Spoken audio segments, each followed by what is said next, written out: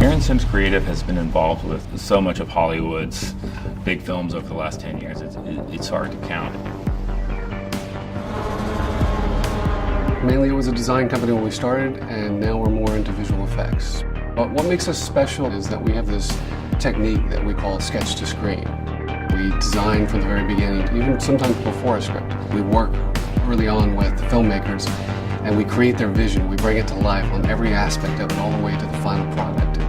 I was brought on to help design not only the worlds of Stranger Things, but the character, the Demogorgon. So we helped all the way through from the very beginning to the end to give them a digital Demogorgon by the end of the project.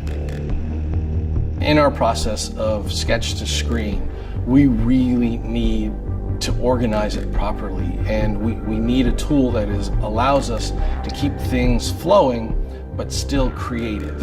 And using Nuke Studio, it allows us to actually keep that flow going, because we will actually create a timeline of our sketches, and then once we start doing motion studies and full VFX, we're just able to slide one to the next and let it evolve in Nuke Studio. Frankly, there's nothing else on the market that handles versions the same way Nuke Studio does. Just being able to hit a quick key and it goes out and finds the next version in our pipeline without having to go find it, that saves, in a week, hours and hours of people's time.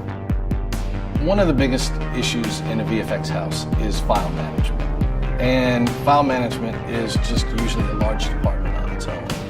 The infrastructure that Nuke Studio has, the way it communicates with Shotgun, really allows us to be efficient in a way that would probably take about 5 or 6 people, where we can do it with one. We have our editor that ingests, and as soon as she exports, it populates Shotgun with all the shots that it has ingested from the client. This provides both our Nuke, Maya, every one of our artists with what color space the job is, what are the frame rates, and all this is set up in a matter of minutes. And it's not just the artist tools, but it's for the coordinators, it's for the studio.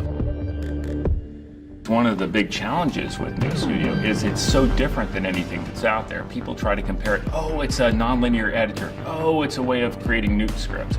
It really is a production hub, and until you have something like this in-house, you don't realize that you need it.